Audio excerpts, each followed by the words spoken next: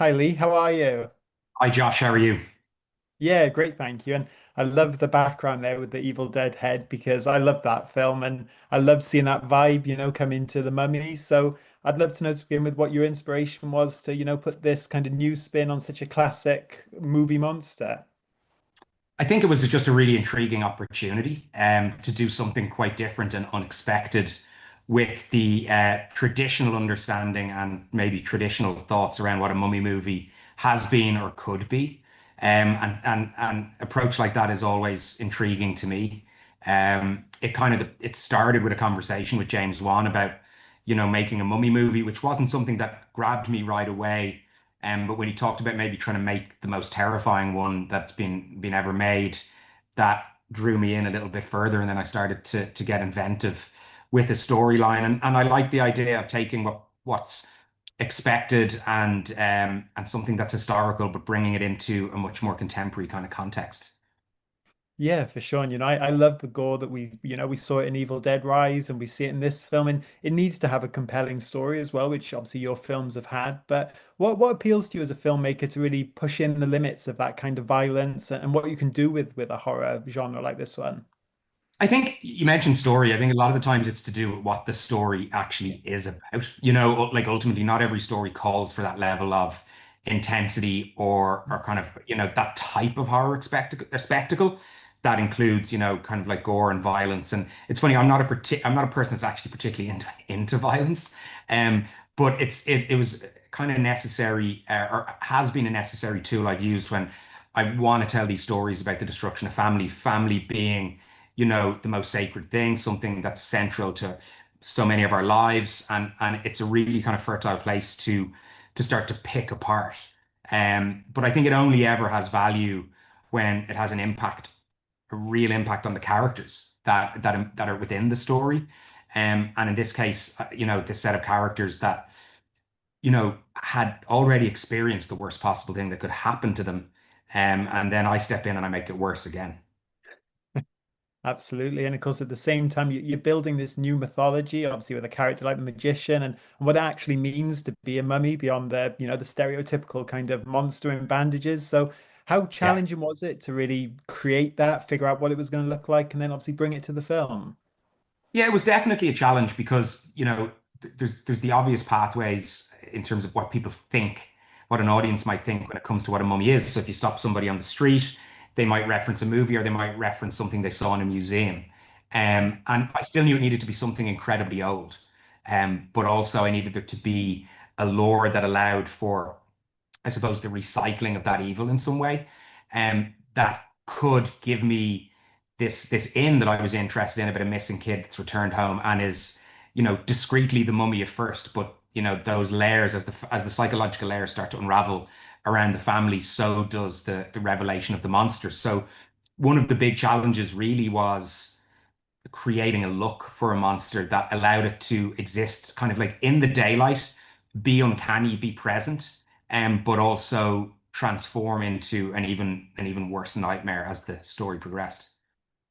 Yeah, for sure. And of course, you've got Natalie Grace, who undergoes a big part of that transformation, a young actress. How is it to Yeah. work with her and to really put her through the ringer in some ways with what her character goes through throughout the course of this story?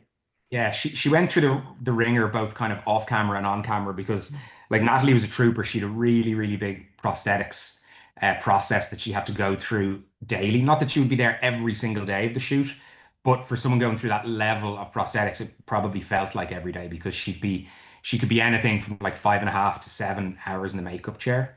But I think she used that sense of isolation because I think, you're on set, everybody's shooting, the crew is there, the cast are there, and she's further away with her team being prepared for being brought onto camera. So I think every time she walked onto set, she felt a great opportunity to do the best work she could because of what she'd gone through that day, because of what she had put forward for her character, and also what was required because she's the scary heart of the story. But she was, yeah, fantastic from the moment I met her. She was very in tune with what the job would be. It was something she hadn't experienced before. I was very upfront with her about how challenging that would be, but she wanted to, utilize all of that energy and all of that effort to make sure that she performed almost everything that you see in the movie, and it's a real testament to her and what she brought on screen.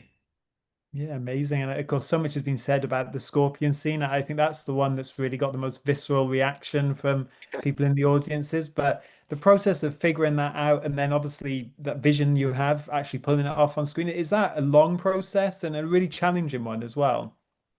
Yeah, I think when you're in prep on a genre movie like this, there's always this kind of there's always five or six things that you're talking about for a long time and trying to kind of figure out how you achieve it and how you pull that off. Like the toenail sequences, the kind of or the pedicure scene was of a similar ilk where it just took a lot of trial and error and kind of research. And I try and be as practical as I possibly can in so many areas. Obviously, the scorpion features a couple of times in the movie, both through her and then also later on with Granny and with Zaki and with Carmen and with Zaki.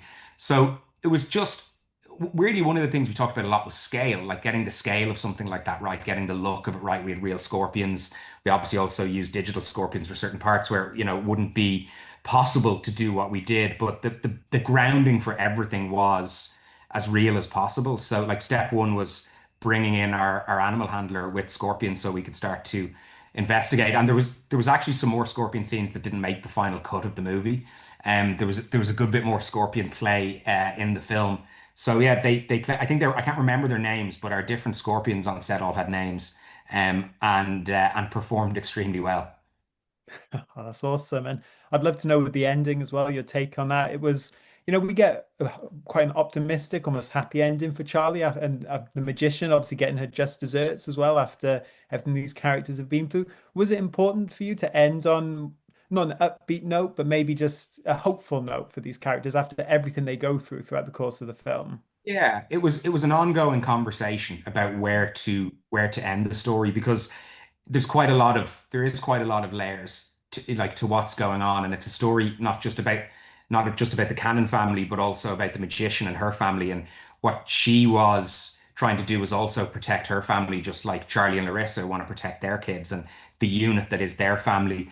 And I think one thing that was really important was the power of the sacrifice that Charlie makes, the burden of guilt that he carried throughout.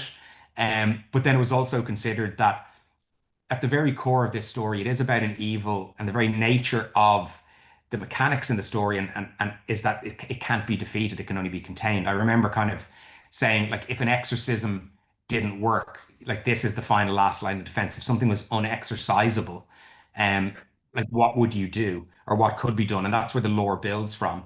So in some respects, you point to the magician and say, well, that's actually our big bad behind the scenes because she was the puppet master. She was the one that pulled the string. She's the one that led to Katie being taken and opening up this enormous wound within the family.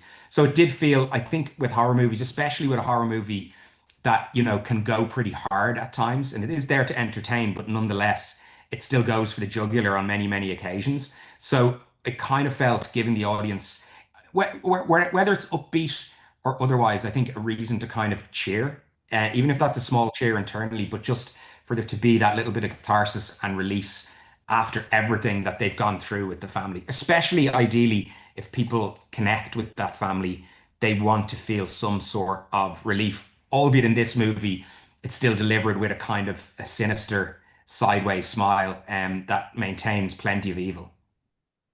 Yeah, it is a fantastic ending, and you have created this lore. So, do you see sequel potential, prequel potential, and just a ways to maybe expand the mythology even more after this? I think it's definitely possible. I think the mythology is rich because it's about something. What I like about the movie is it's in the here and now, but it's about a decision that many, many, many, many generations of a family previously made and passed down along through their family until the magician is the one kind of in control or with the responsibility. So I think it's referenced in the movie about it being the 82nd mummification ritual in terms of carrying it over these many, many generations. So I think there is definitely the possibility, and the world was built with that in mind. I think the character of Zaki is really interesting as well in terms of what she has uncovered and discovered, because I would look at it as being there's many types of evil, there's many types of demons. So what's to say that other missing people haven't vanished because of a similar fate as the one Katie was put to, or people in the past. So there's definitely a world that stretches back, as I said, thousands of years. that would be ripe for the picking. Yeah, well, fingers crossed. But in the meantime, Lee, I cannot wait for people to check this one out at home. I had such a great time watching it. So it's been a real pleasure to speak to you about it. Thank you so much. My pleasure, Josh. Thanks a lot.